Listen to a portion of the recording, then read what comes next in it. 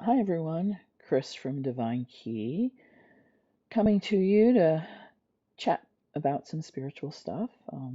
Dealing with some allergies, so my eyes are a bit lunked out today. Not sure what's going on with the weather. But today we're going to talk about grounding and what that means. Often we hear that grounding. The answer to everything is, grounding. So that's what we're going to chat about today.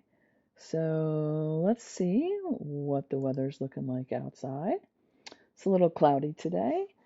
And if you're listening to this on my podcast, then welcome and please like and subscribe. And so let's get into it. Grounding. This topic is kind of interesting because I do believe that grounding is important. And grounding can mean so many different things depending on who you're talking to.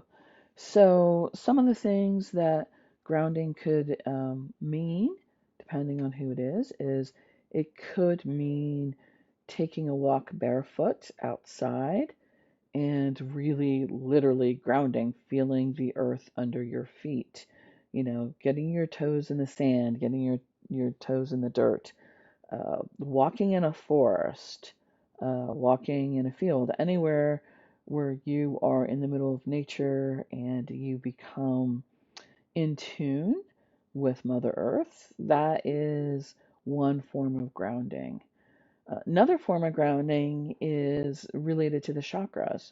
So, if you're not familiar with chakras, um, the most common way of looking at it is there are seven main energy points in our bodies that people typically talk about. There are actually a lot more energy points, but the main seven that people talk about are the chakras that go up the center of your physical body. So, starting at the top of your head is your crown chakra, then moving down to the middle of what you would consider people imagine would be in the middle of your forehead is your third eye. Then the next one would be your throat chakra, then your heart chakra, and then moving down to just above your belly button would be your solar plexus chakra.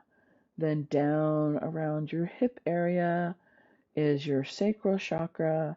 And then finally, at the very bottom base of your spine would be considered your root chakra. And when we talk about grounding in relation to the chakras, we're talking about connecting the root chakra.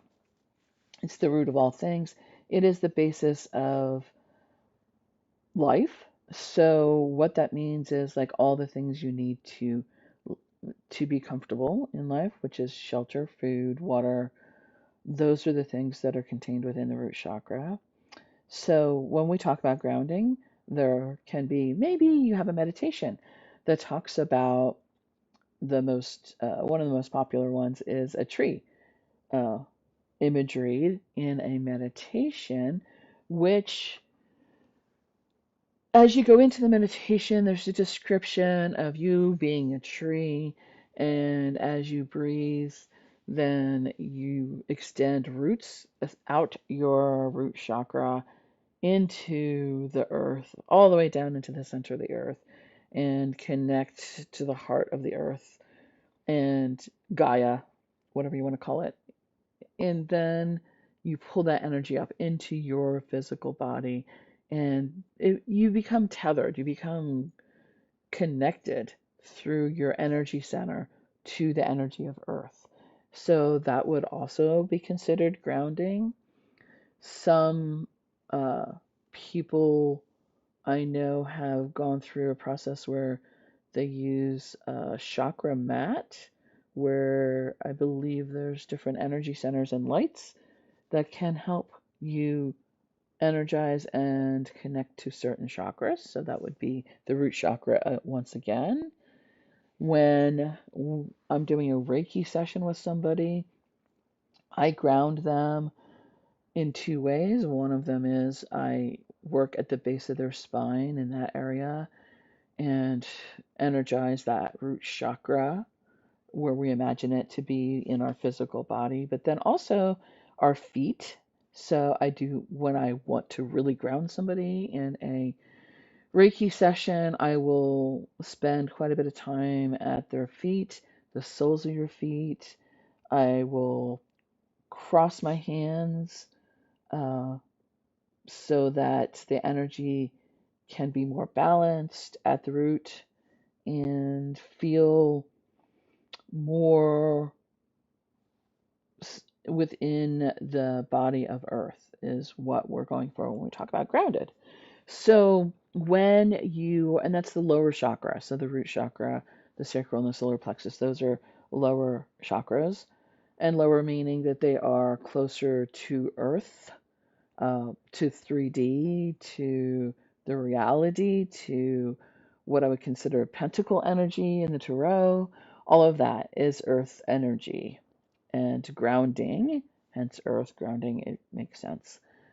All these things are interconnected. The words will change, but they're all talking about very similar things. And when you feel all up in your head or at a loss or you're not sure, out of focus, all those things, people come back and say, well, ground, be grounded, enter it grounded. So grounding is a good thing. I'm not naysaying grounding. I'm not saying you shouldn't be grounded. And I'm not saying you shouldn't have a grounding practice. All those are good things. Part of that I want to also throw in here because it just popped into my head is when we talk about grounding, it could also be in relation to what we consume. So, like if you want to become more grounded, then root vegetables, things that come from the earth, that grow and prosper within the earth itself. So, carrots, potatoes, things that you have to dig out of the earth to consume, that would help ground you. Beets would be another one, radishes, any kind of bulb vegetable, onions also would be part of that.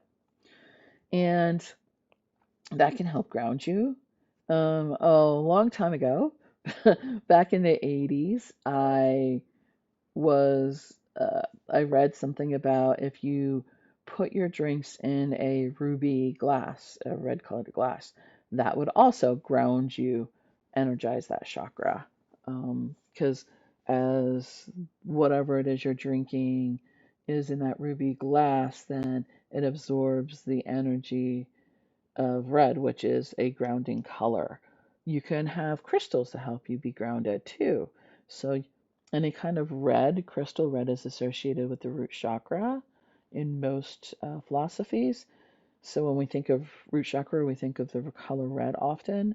And so, red things, wearing red, having a red stone, um, like red jasper is a good example of a good grounding stone, and also black. So black is grounding. Black stones can be very grounding. Tourmaline, jet. Um, there's some others that can be helpful that have additional attributes as well, but they can all ground as well and clear. So grounding is a great thing. Now, when I'm talking to people, often in my coaching, when people talk about grounding and that's their answer, and it doesn't seem to be working. So here's the key, right?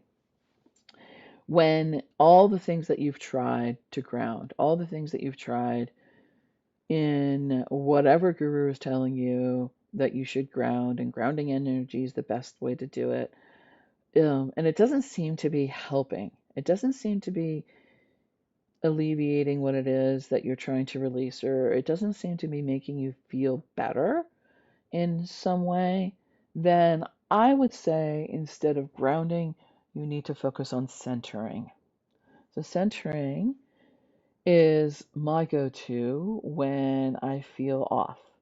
And centering differs from grounding because centering is within you. Grounding, we often look outside of ourselves. All the things I just described are external to our physical body.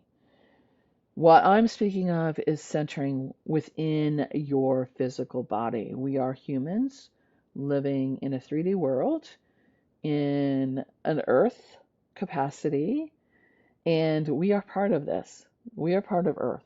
There's a piece of us that is part of Earth. So we have that within us. And the chakra itself, right, the root chakra, is within us. Although when we talk about the root chakra, we talk about how to activate it external to us, which is interesting. So when I talk about centering, I am really talking about going within your center of your being. So not necessarily a particular chakra, although if I were to name a chakra that I would be working with when I talk about centering, it would be somewhere between the heart chakra and the solar plexus, like a combination, like where they would overlap is where I would say your center is. It's also been taught in some places that that is where the Akashic records live, in that kind of heart space. I'm going to call it a heart space, although it's not fully heart, it also engages the solar plexus energy. So when I'm talking about centering, I'm talking about going into that part of you that maybe is where people believe your soul lives, or the very essence of who you are. So how do you do that? How do you center? Well, you a big piece of it is to allow yourself some silence. It's to allow yourself to be still. Yes, I know it's crazy. In this world, being still is very difficult to do.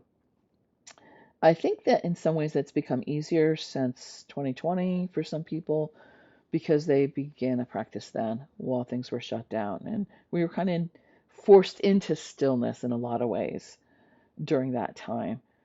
And I think it happened also, this is a sidebar, but I think that maybe 2020 happened because we needed that. We were fast tracking to implosion.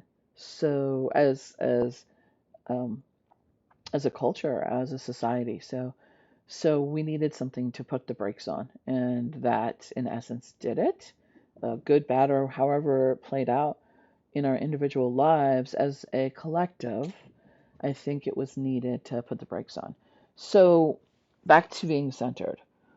In order to center, you need to have the ability to disconnect from external stimulus. So that can be meditation. Does not have to be meditation though.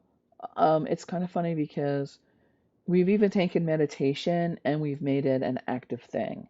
So guided meditations, we're imagining we're in a field by a stream and the clouds, and all of that is engaging us and not giving us stillness necessarily.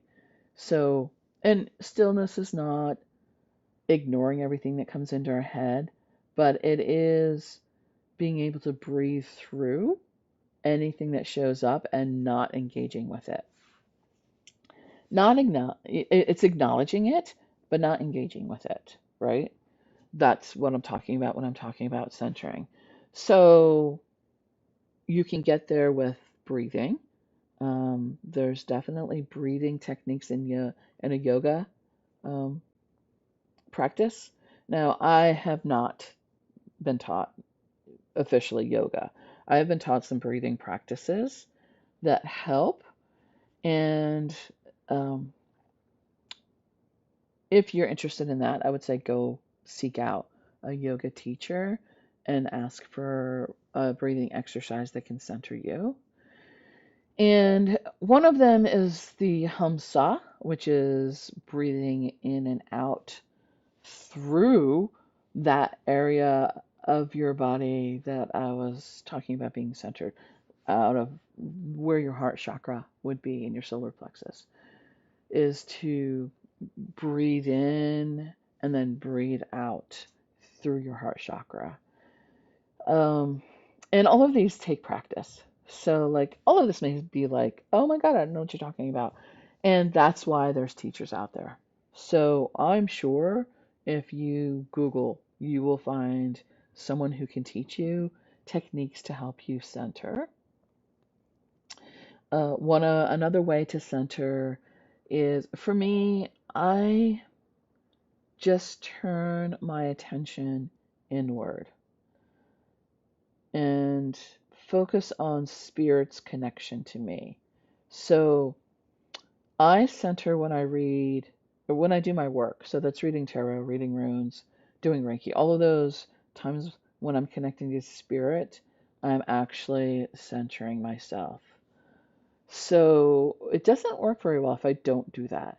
Um, it is a disengaging from my ego. It's disengaging from external stimuli. Now, I'm aware of external stimuli. I'm not in a trance. I'm not gone um, as I do my work, but I am not engaging externally in the moments that I am engaging with spirit. So, to sum it up, I would say the key to centering is to connect to spirit, however that works for you. It may be there are gateways to get into it. So meditation is a gateway to get into that space where you connect to spirit and you feel centered. There is the mala beads. So for a while I was working with a mala bead because I was in a high stress situation in my life and I couldn't seem to like let go or relax. But going through the mala and doing the mantra associated with the mala 108 times, by the time I got to the end of it, I was much calmer. There is toning, there's sound bath, there is even the practice of, for me, pulling a tarot card and just reading that for myself gets me in a centered space because that's where my muscle is uh, built, is around the tarot deck. You can get centered by doing external things, but I have a firm belief that they have to come from spirit. So a creative endeavor can be a grounding kind of activity, although ideally going being centered, you should ideally if you can get to center when you need it on this on a spur of the moment or in a brief instant when you're frazzled and overwhelmed and stressed and anxious and when you can activate going to center, that's when it's going to benefit you the most. It's in those moments of stress, it's in those moments of confusion. It's in those moments of chaos and anxiety where being able to center is going to benefit you the most. It's going to calm your nervous system. It's going to calm your physical body. And it's going to give you some space to be able to approach whatever's going on with a clear mind. So remember, in these podcasts for right now, especially here at the beginning of the process for me, I'm just touching on the surface of this stuff. We could dive so much deeper in so many ways. So if there's a topic that you want to deep dive on, you want to maybe have me have someone on to talk with, please let me know and we can dive deep. For now, we're just going to touch on a whole bunch of topics, bring them to your attention, and then you can go find a teacher. You can come back and ask me for more information. However, you're led to dive deeper into it. I'm sure you'll find the answers. So, for now, I appreciate you being here. Thank you for showing up. And be well, and we'll see you next time on Divine Keys, spelled QI, Spiritual Chat. Bye.